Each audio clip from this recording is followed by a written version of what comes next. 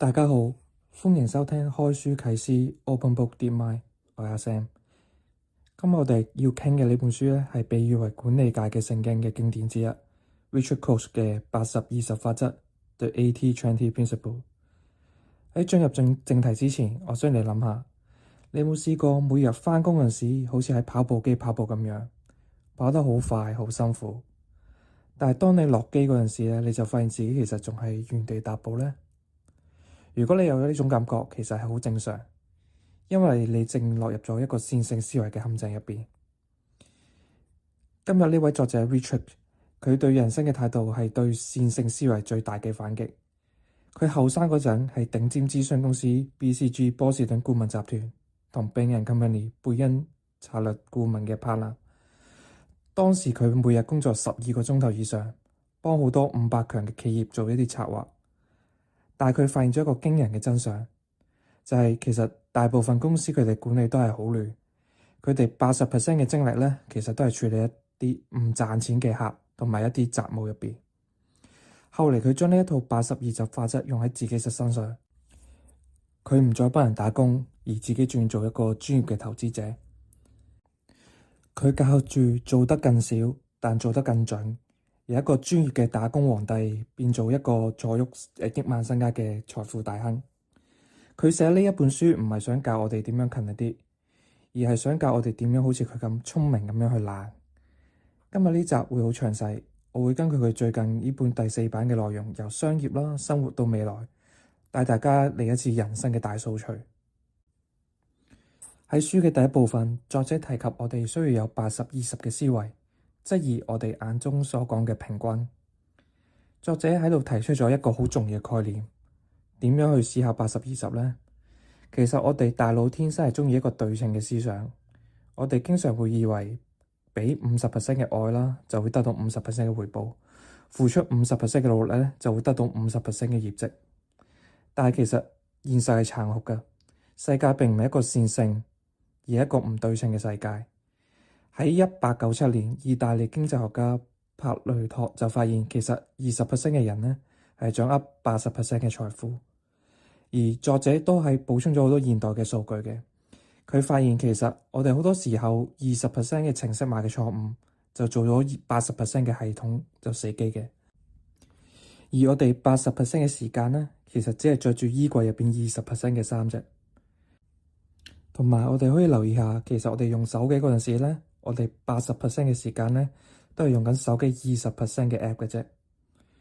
所以要具備80-20嘅思維咧，我哋第一件事就要學識到要質疑個平均。如果一件事嘅投入同埋產出係1:1咧，咁通常呢件事咧，其實唔係太值得我哋去做嘅。我哋要好似獵人咁樣啦，喺每日處理100件事入邊，就要睇穿邊20件事啦，係我哋需要真正去俾我哋投入我哋更多精力去處理嘅事啦。而喺書中第2部分，作者講出商業嘅成功咧，其實唔係一個謎嚟嘅。其實對好多創業者同埋職場嘅人嚟講，直情一張尋寶圖。佢講到點解我哋嘅策略咧，通常係錯嘅咧？作者喺書入邊有個觀點就係，其實大多數公司佢哋嘅策略咧，都係浪費資源嘅。點解咧？因為好多時候公司越大，佢哋就會越追求多元性。其中一個例子就係，可能啲保險公司啦，佢可能就會提供咗好多種唔同類型嘅保單。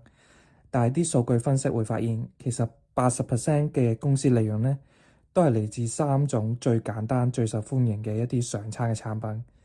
而其他嗰47種產品咧，其實都係增加咗精算啦、IT 啦、marketing 啦，同埋內部人員培訓嘅一啲混亂。而呢一啲成本被作者稱之為複雜稅。而第2，作者認為簡單就是美。呢一章都係書入邊最精華之一啦。咁其實最成功嘅公司咧，通常都係做得最少，但係做得最精嘅。咁以我哋熟悉嘅蘋果手機為例啦，嗰陣時 Steve Jobs 咧做啲乜嘢咧？喺1997年佢係翻去蘋果做 CEO 嗰陣時啦，其實佢係做咗一件令所有人都嚇親嘅嘢啦，就係佢係 cut 咗公司70% 嘅產品線，將350個產品減到得翻10個。而佢話：我哋需要專注做4樣嘢，而呢一種專注咧，就令到 Apple 咧創造咗今日一個全球最高利潤率嘅公司。而第三樣嘢作者提到嘅就係我哋需要揾到一啲啱嘅客人。通常20% 嘅黃金客咧，其實佢哋會貢獻80% 嘅收入，而佢哋通常係會準時入數啦，唔會亂咁投訴啦。而我哋剩低嘅80% 嘅客人咧，其實係佢哋通常係不斷壓價啦，不斷投訴啦，佔用到我哋公司80% 嘅人力資源。其實我哋呢個時候就要諗，我哋夠唔夠膽係唔要呢班客咧？作者話，其實只要我哋係願意放棄一啲比較低價值嘅客咧，其實我哋仲會有一個更加多嘅空間去揾啲好嘅客人。而除咗喺商業方面嘅應用，作者都提及到我哋點樣可以喺將80-20法則應用喺我哋嘅個人生活入邊咧，做得更加少，賺得更加多咧。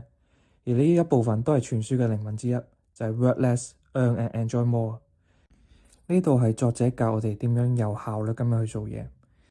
作者講到，其實我哋需要做一個聰明嘅懶人。以搬水同埋鋪水管為例啦，咁勤力嘅人咧，可能每日會去搬100桶水，攰到好死，但就好有成功感。但係如果懶但係聰明嘅人咧，佢哋就會花多啲時間去思考點樣去鋪一條水管咧。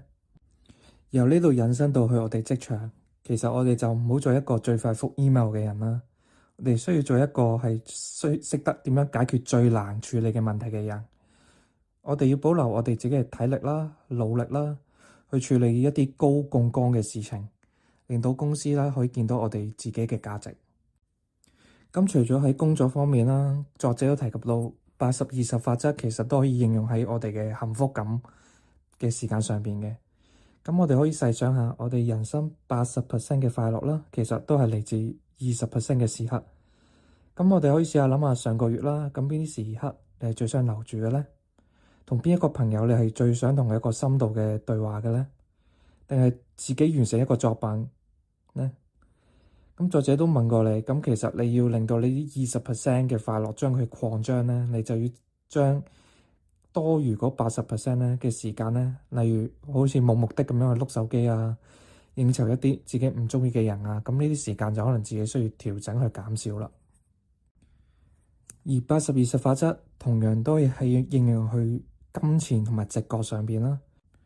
作者喺書入邊都提及過，其實好多投資者咧，佢哋80% 嘅財富嘅增長，往往係靠20% 嘅投資決策。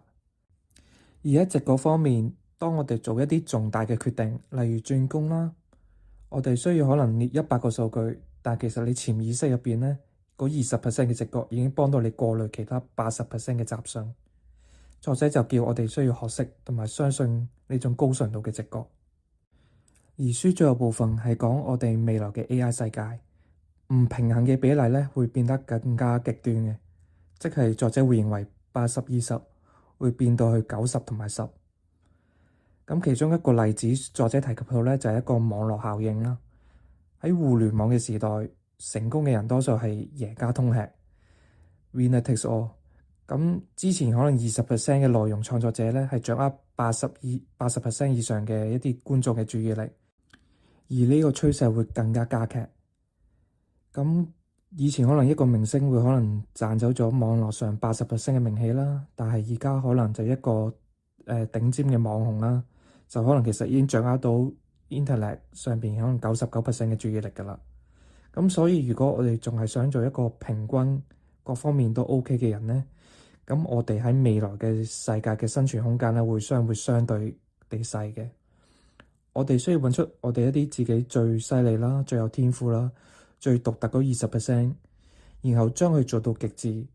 咁簡單總結咁講啦，其實80-20法則本書想帶俾我哋嘅中心思想就係我哋要集中我哋人生入邊20% 對我哋最重要、最有意義嘅事，將我哋主要嘅集中力擺喺佢哋身上，而盡量將其他80% 嘅事情咧，就將佢可能就個先後次序咧就擺後啲啦，咁或者唔好將咁多精力放喺佢哋身上。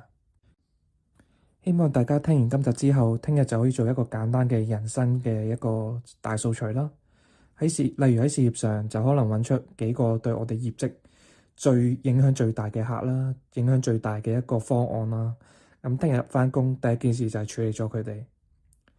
而喺生活上啦，咁我哋其實可以考慮下，就將我哋手機入邊80% 一啲你半年都冇開過嘅 app 啦，就鏟咗佢，又或者推咗一啲自己根本唔想去，只係出於面子而去嘅一啲聚會。我哋人生並唔係要填滿每一分鐘，而係要我哋生活嘅每一分鐘咧都要有價值。咁好多謝今次大家收聽開書啟示，我係 Sam。如果你鍾意今集嘅內容，記得 share 今集嘅內容俾你身邊嗰個成日話好忙嘅朋友。我哋下次再見，拜拜。